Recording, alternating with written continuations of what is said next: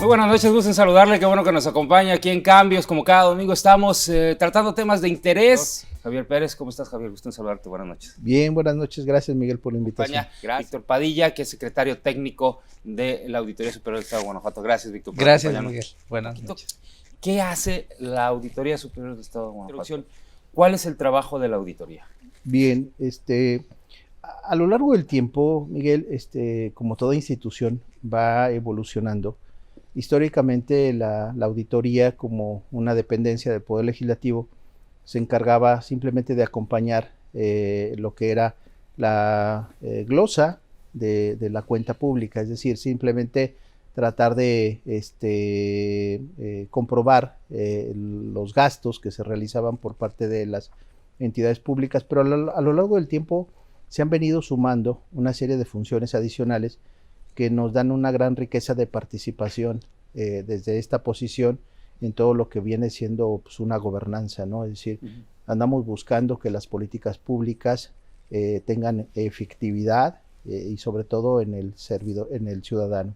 En este sentido, nosotros somos una dependencia del Poder Legislativo que fiscaliza, sí, revisa, como históricamente lo ha venido haciendo, el ejercicio del gasto y determina una serie de consecuencias o resultados que informa al Congreso.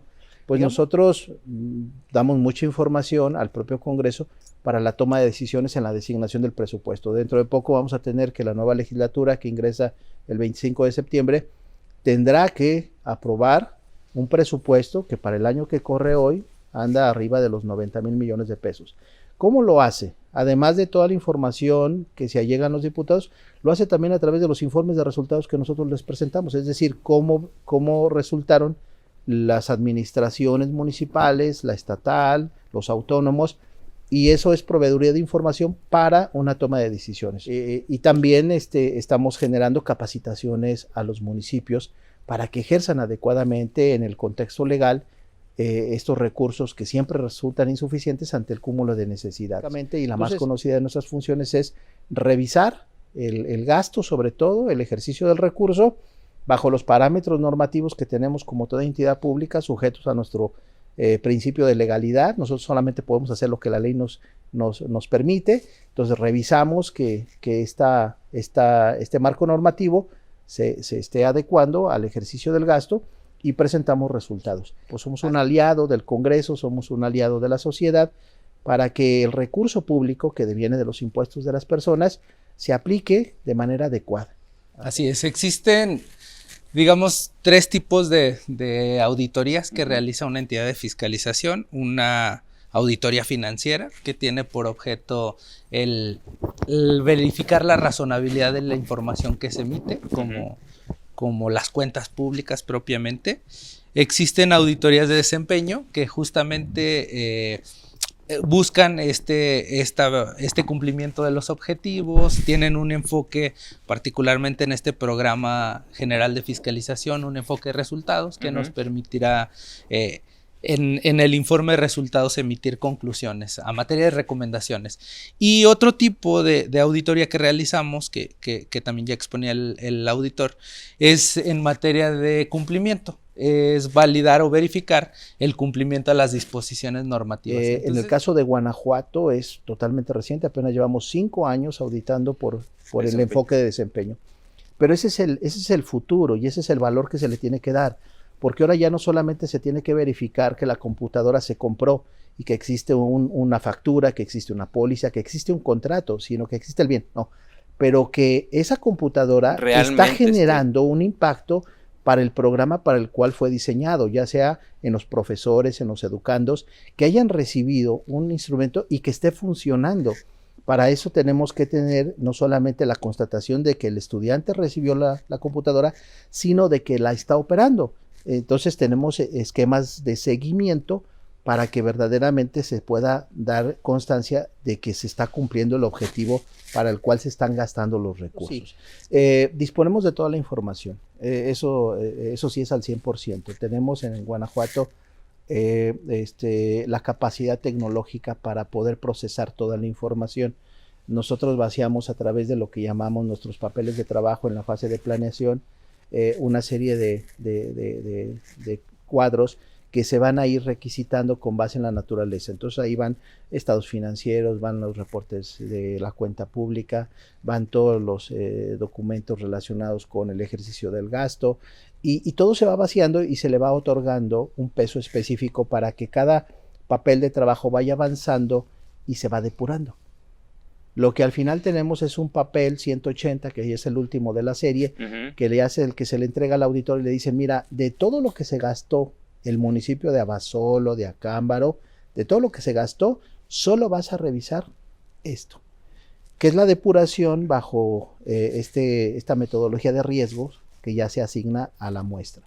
Pero toda la información de Abasolo fue procesada y que de alguna manera podríamos decir que establecemos una presunción de aplicación correcta en aquello que no se seleccionó, porque no generó indicios, porque estaba la factura, estaba la póliza, se sometió a comité de adquisiciones, todo está muy bien, vaya, no tiene, ese no lo reviso, documentalmente está muy bien. Aquellos que empiezan a presentar defectos, no entró, fue adjudicación directa, debió haber sido licitación pública, incorrección, y nos vamos a ir entonces a la sumatoria y esta sí se revisa, se va a campo.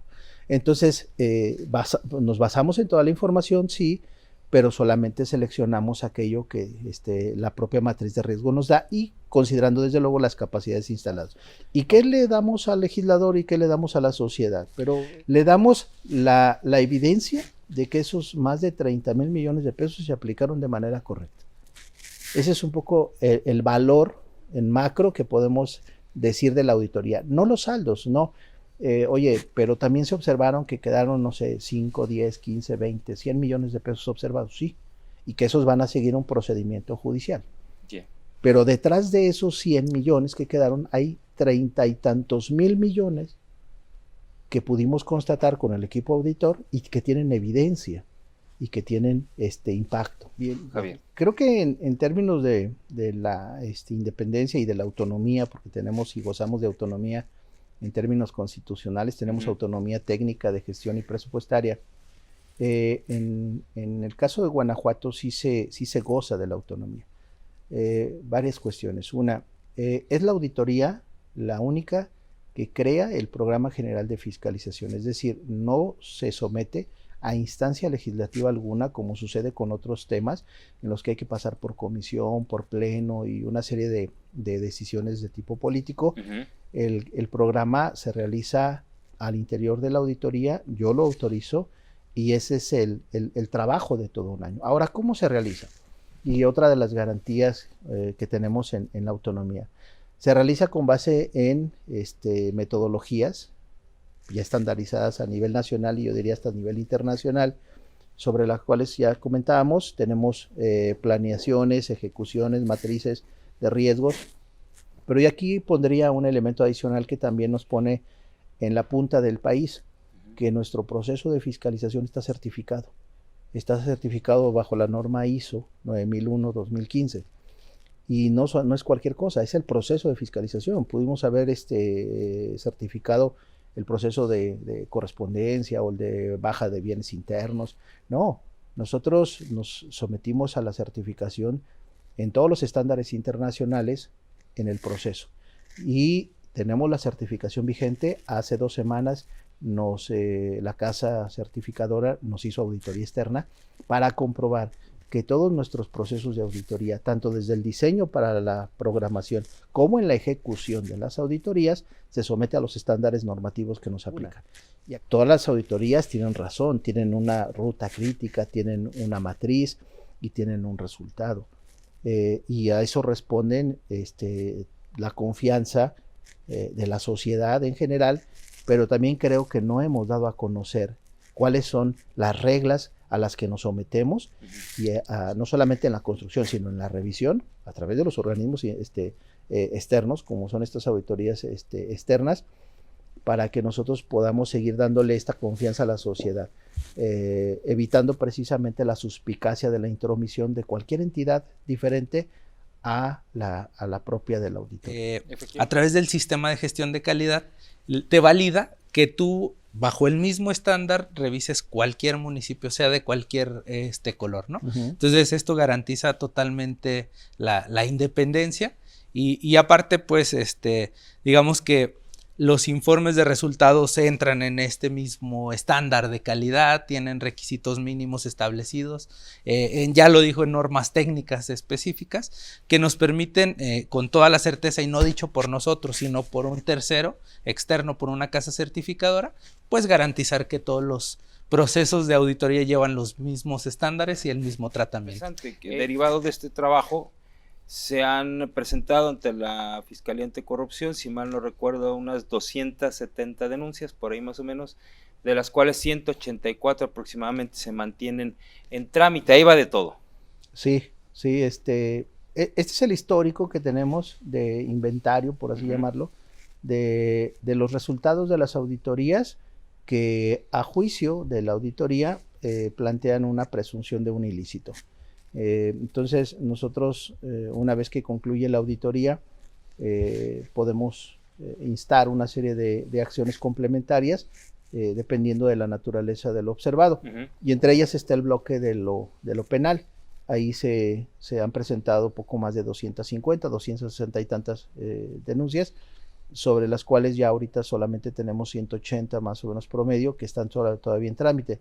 Las demás, algunas, en su gran mayoría, han sido archivadas, algunas han sido judicializadas, otras se mantienen en reserva, es decir, se encuentran ahí un poquito esperando algún elemento que las pueda reactivar, pero no están cerradas del todo. Entonces, diferentes son los acuerdos que se toman en la Fiscalía, y esa ruta, pues, lo que busca es precisamente generar, pues, la reparación del daño que buscamos por esa vía, que es factible, y por la otra de acreditarse las conductas irregulares en los servidores o proveedores, porque también vamos sobre particulares. Sí, claro. Se tendrían que fincar las responsabilidades. Temas de corrupción participan dos, ¿no? Tanto el que corrompe como el que acepta el acto de corrupción. Son dos vías, tengo entendido, para poder recuperar el presunto afectación al erario, ¿no? La de justicia administrativa, por un lado, y por otro lado, el penal, ¿no? O sea, la parte civil y la parte penal, ¿es correcto? Es correcto, sí, y de manera muy concreta en el Tribunal de Justicia Administrativa, sobre todo lo que percibimos es la parte de la recuperación. También ahí tiene el componente de responsabilidad sobre los servidores públicos o sobre los particulares. Ya ahí se imponen ya no sanciones de tipo penal, sino de carácter administrativo. Inhabilitaciones, grave, etcétera. La inhabilitación, exacto, okay. y las suspensiones y una serie de consecuencias que pueden estar en ese sentido administrativo. Pero de ahí, sobre todo, vamos para la recuperación de los recursos. En el ámbito penal, aun cuando existe la posibilidad de la reparación del daño, pues en realidad la tendencia es más sobre la persona y sobre la imputación que se realice en vías de tal vez pues alguna privación de la libertad, etcétera, etcétera. Pero sí son correctamente dos vías sobre las cuales nosotros trabajamos en resarcirle lo que hemos determinado en la auditoría como un monto o un daño que se le haya causado al erario público. Y hay una tercera, que es la vía de los municipios o sobre todo de las contralorías, que son los expedientes que también mandamos a los órganos de control, llámese contralorías municipales, llámese la Secretaría de la Transparencia o las contralorías de los autónomos, donde también en su sede les dejamos las observaciones que derivaron de la auditoría, para que en el ámbito de su competencia puedan determinar también alguna sanción, si se acreditan las conductas, sobre los servidores públicos de sus dependencias, en la jurisdicción que les corresponde, que son las llamadas faltas no graves. Aquí distinguimos que a ellos les corresponde sancionar las faltas no graves y al Tribunal de Justicia Administrativa las faltas graves. A partir del 2017, a nivel país, surge un nuevo modelo que impacta a la auditoría, que es el Sistema Nacional Anticorrupción y en su versión Sistema Nacional de Fiscalización. Eso nos modificó el régimen para poder recuperar o acudir a la recuperación de los recursos. Entonces, por eso hago esa línea del 17. Del 17 hacia atrás, las formas de recuperación eran las vías ordinarias civiles. Acudíamos a los tribunales de jurisdicción civil o común Y en ese ya nos quedan solamente 30 asuntos promedio. Okay. La cuantía no debe de superar más allá de los 2 millones de pesos. Okay. Ya son montos muy pequeños y esos son los que todavía están pendientes de resolverse con la posibilidad de recuperarse. Luego viene el régimen del 17 para acá, donde ahí ya tenemos los tribunales de justicia administrativa con la vía resarcitoria, los penales y todo lo demás. En los últimos 3 años, que es más o menos lo que estamos computando, yo creo que en la suma andamos en unos 800 millones de pesos en los 3 últimos años. Tenemos que el anterior fue más o menos como de 80 millones, el anterior, que fue, estoy hablando del 20, Ajá. El 19 fue como de casi 400 millones de pesos. Okay. Y el anterior, más o menos yo creo que debemos de andar en unos 800 millones de pesos, los que están ahorita en juego en las vías de recuperación. Okay. Sí hay resoluciones, yo diría, en ambos sentidos, ¿no? Si lo analizamos en la parte histórica, porque ahorita apenas estamos probando el nuevo sistema, puedo asegurar que del nuevo sistema del 17 para acá no hemos tenido una sola sentencia, ni a favor ni en contra, porque los sistemas de recuperación a través de los procedimientos jurisdiccionales son muy largos. Tribunal de Justicia Administrativa o a través del Ministerio Público. O sea, del 17 a la fecha todavía no hay una sentencia. No existe una sola sentencia. Ni a favor ni en contra. Ni a favor ni en contra. ¿Se recupera? Sí se recupera. Han sido, bueno, los informes de la auditoría han dado cuenta de las recuperaciones que se han dado en vía judicial. Vamos a ver cómo nos va con este nuevo sistema, que es diferente, es más garantista, y esperando que nos vaya bien. Esperamos que sí nos vaya bien. ¿Con qué herramientas cuenta la auditoría superior para poder realizar su trabajo? La parte tecnológica ha sido un elemento que nos distingue como auditoría superior, ¿no? Ya lo comentaba el maestro Javier, hace 5 años ya se emitió la firma electrónica, se hizo el primer acto. Este primer acto que se firma a través de medios electrónicos nos ha permitido obviamente reducir tiempos, movimientos específicos de traslados. ¿Por qué? Porque nosotros tenemos herramientas específicas tecnológicas que nos permiten agilizar un proceso de fiscalización. A decir verdad, el año pasado la pandemia, pues ya teníamos herramientas que nos permitían pues realizar estas notificaciones en tiempo real. Entonces, vamos por partes, digamos, tenemos una parte, nuestro proceso estandarizado ya cuenta con plantillas electrónicas que te permiten en tiempo real automatizar todos los procesos, ¿no? El tema tecnológico nos permitió brincar la pandemia con una capacidad instalada para poder continuar con las auditorías, ¿no? Evidentemente la pandemia pues hace sus estragos, lógicamente de repente no puedes hacer alguna diligencia que implique ir a ver físicamente, ¿no?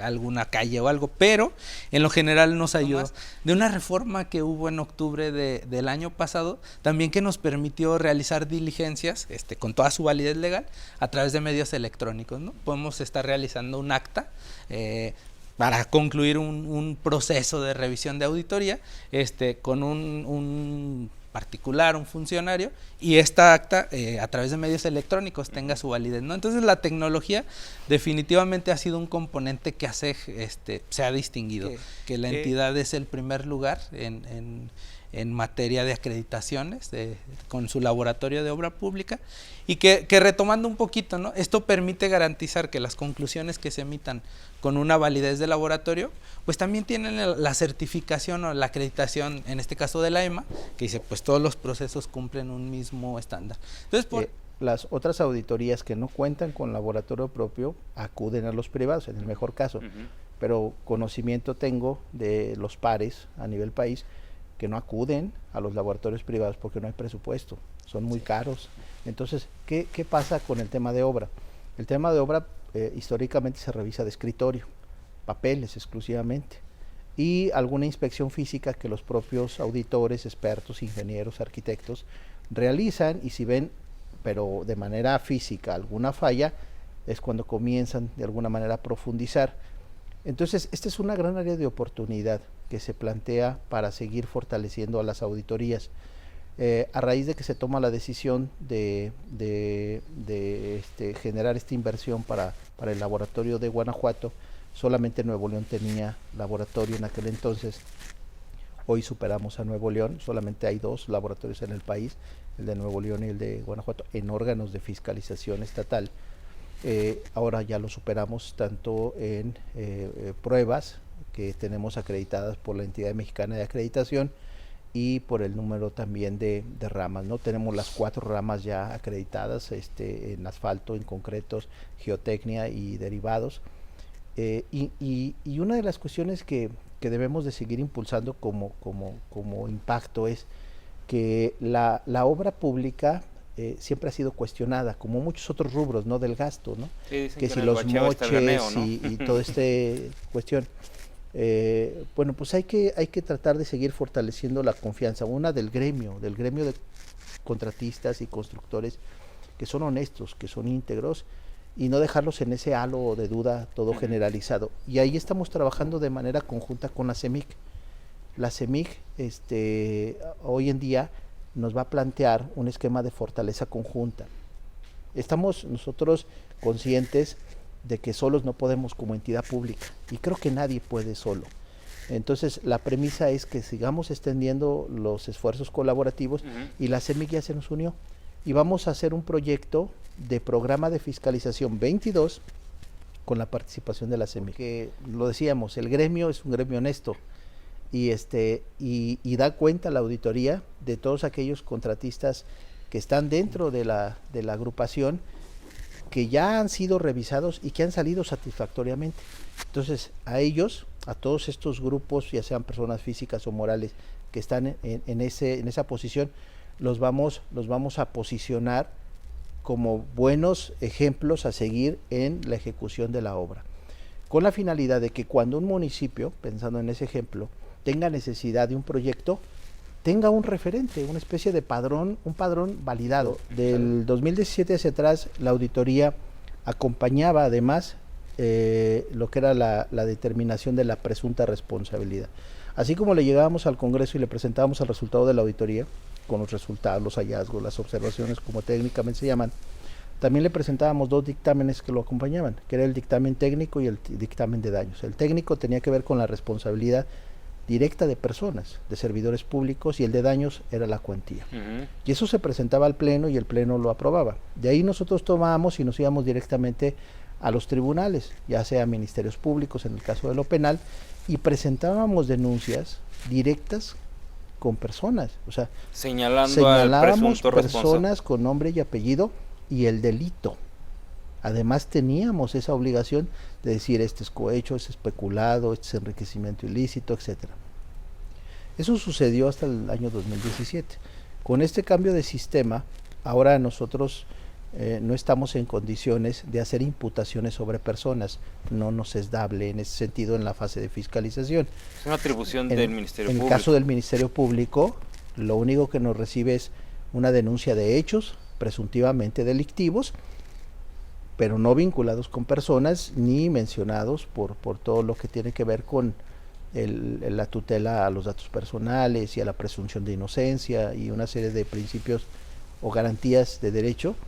Y tampoco definimos el delito.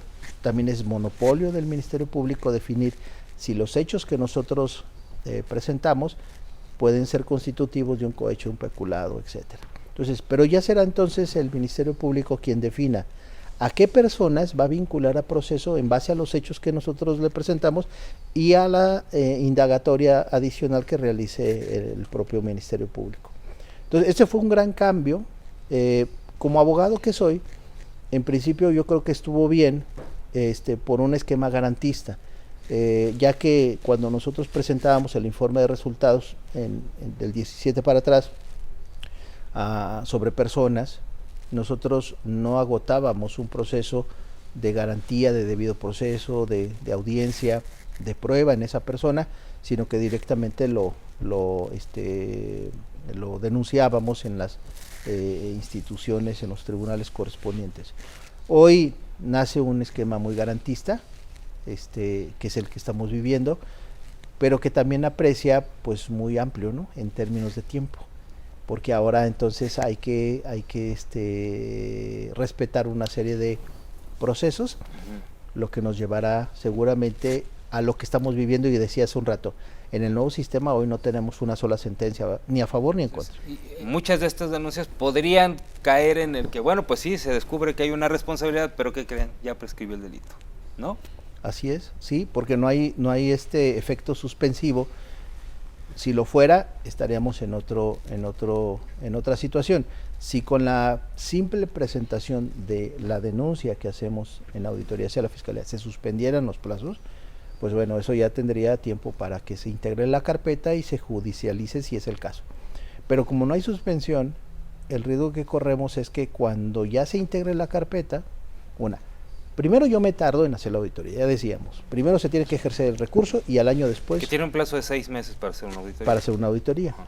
La reviso con posterioridad, luego ese resultado se lo mando al Congreso y el Congreso también tiene un plazo de 6 meses para aprobarla. O sea, ya vamos sumando. Primero el primer año de ejercicio, 6 meses de auditoría, 6 meses de... Ya van 2 años. Y luego de ahí la mandamos al Ministerio Público pensando en ese supuesto. Ajá. Y sigue avanzando. Entonces ya cuando se la presentamos al Ministerio Público ya lleva 2 años. 2 por lo menos, si no es que 3. Ajá. Y dependiendo del tipo penal, si no hay una determinación en esa carpeta, pudiera ser que llegue a prescribir. En el momento que se tome la decisión de judicializarla, se puede judicializar, pero la primera reacción del afectado va a ser pues que ya no había facultades para poder ejercer alguna acción en su contra, simplemente por el paso del tiempo. Que en el caso penal sé que la prescripción es del doble del tiempo que de la sanción máxima. Cambió, ¿no? Ahora ya se considera el máximo del delito que se vaya a imputar. Okay. Anteriormente decíamos era el medio aritmético de la pena mínima máxima. Ajá. Se sacaba la mitad y esa era la... Hoy ahora si el delito es peculado o si es cohecho, el máximo corresponde el plazo para la prescripción. Que llega a ser 10 años. 10 años. Entonces, hasta ahí. Llegó 10 años es de alguna manera... Es mucho. Es mucho, ¿no? Muchísimas gracias, Javier, por acompañarnos. Víctor, muchas gracias. Muchas gracias.